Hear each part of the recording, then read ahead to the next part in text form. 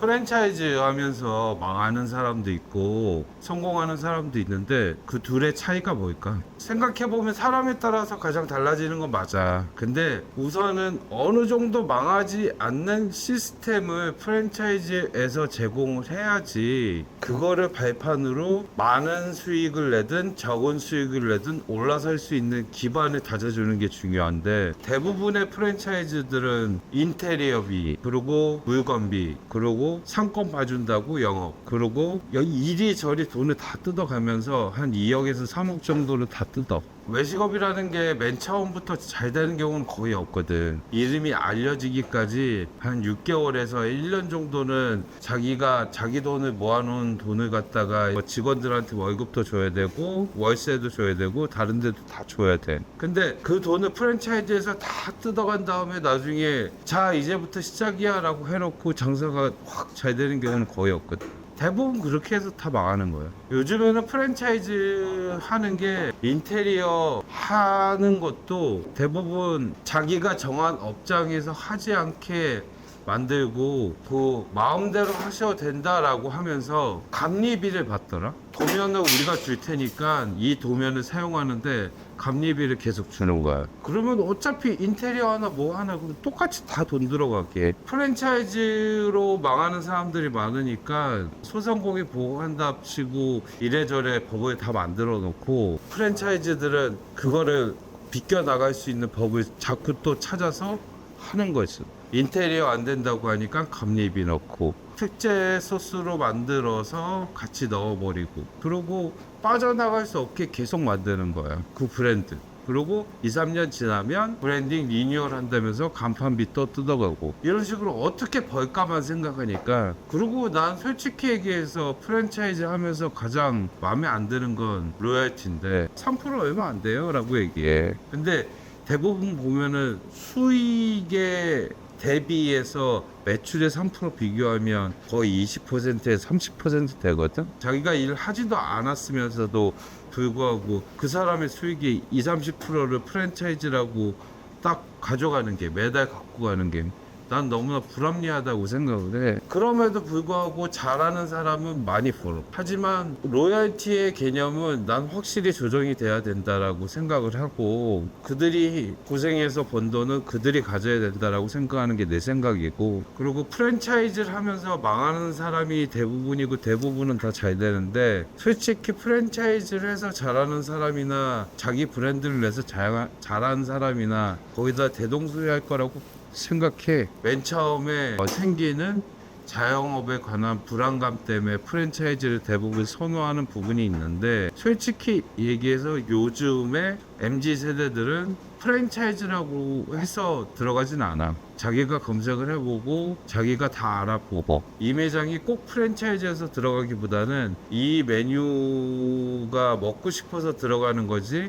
꼭 프랜차이즈란 이유만으로 들어가는 건 아니거든. 근데 사람들은 잘못 생각하는 거야. 이 브랜드가, 이 매장이 떴기 때문에 나도 하면 이 매장에 어느 정도 이상은 벌 수 있다라는 환상을 사람들한테 심어주고, 그리고 그 돈이 내 돈이 될 수도 있다라는 생각을 만들어주면서 프랜차이즈 영업을 계속하게 되는데, 대부분의 소비자들은 그렇게 행동을 하냐 안 하냐가 가장 중요한 거야. 대부분의 소비자들은 그렇게 행동을 안 하는데, 만드는 사람들은 그게 리스크를 줄인다라고 생각하면서 프랜차이즈를 한다라고 생각하면 그건 말이 안 되는 것이. 만약에 같은 역량에 가지고 있고 같은 노력을 쓰고 있는 두 사람이 같은 프랜차이즈를 하는데 다른 사람이 하는 거지. 솔직히 프랜차이즈가 받쳐주는 건 난 30%도 안 된다고 생각해. 나머지 70%는 그 사람의 영역인데, 다른 사람들은 상권이 안 좋아서라고 얘기를 하고 경기가 안 좋아서라고 얘기하고 이런저런 영업사원들은 뭐 그런 식의 얘기들을 많이 하면서 장사가 안 된다라고 얘기하는데, 근데 간단하게 얘기하면 네가 못해서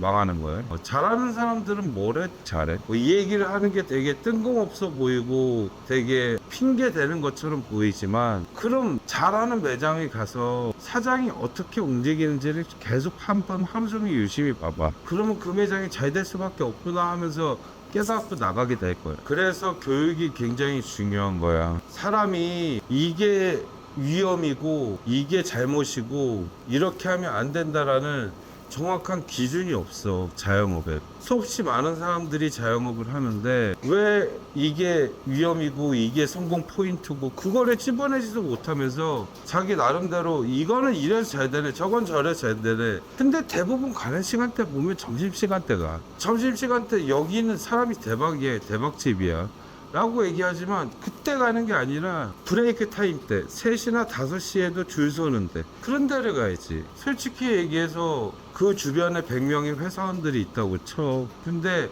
매장 먹을 수 있는 식당의 좌석은 50석이야. 그러면 그 공간에는 항상 줄이 서 있을 거예요 점심에. 그럼 여긴 다 대박집이게? 그렇게 생각하면 안 된다는 거야. 그래서 내가 A부터 Z까지 정확한 위험 요소와 맛에 대한 기준과 그리고 어떻게 하면 마케팅을 잘 할 수 있는지 그리고 어떻게 하면 성공할 수 있는지 가르치기 위해서 요식업대학을 만들게 됐어. 나도 프랜차이즈 회사에서 수년간 일하면서 느낀 점이 있는데 좋은 프랜차이즈는 기준이 있어. 우선 첫 번째, 그 회사가 그 브랜드를 포기하지 않고 망하지 않아요. 오랜 기간 동안 유지하는 프랜차이즈가 첫 번째 좋은 프랜차이즈고, 두 번째, 그런 프랜차이즈들에는 특징이 있어. 메뉴를 지속적으로 개발해서 더 잘 팔리는 메뉴, 더 좋은 메뉴를 만들려고 노력을 해. 그리고 세 번째, 항상 지점이 돈을 많이 벌 수 있는 구조로 가기 위해서 생산 단가를 지속적으로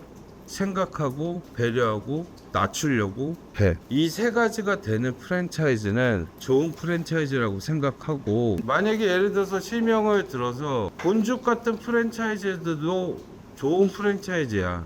지금 계속 오래되고 있고, 그리고 확실한 아이덴티티도 있고, 그리고 새로운 메뉴들이 지속적으로 나오잖아. 그리고 우리가 잘 알지 모르겠지만 본죽 옆에는 항상 코코호드라고 하는 호두 전문점이 있다. 근데 그 브랜드도 호두만 파는데 호두 가격이 비싸긴 한데 좋은 퀄리티로 잘 팔아. 그리고 좋은 지점에 겹치지 않게끔 잘 되는 프랜차이즈도 있고, 그리고 놀부 부대찌개, 요즘은 좀 안 좋지만 옛날에는 그런 프랜차이즈도 뭐 오래됐잖아. 내가 말하지 않아도 여러분들이 다 머릿속에 기억하고 있고 현재 보고 있고 지나가면서 저건 진짜 오래됐어 라고 하는 프랜차이즈들은 다 좋은 프랜차이즈들이라고 볼 수 있어. 왜냐하면 프랜차이즈를 운영하기 위해서는 그 막강한 운영비를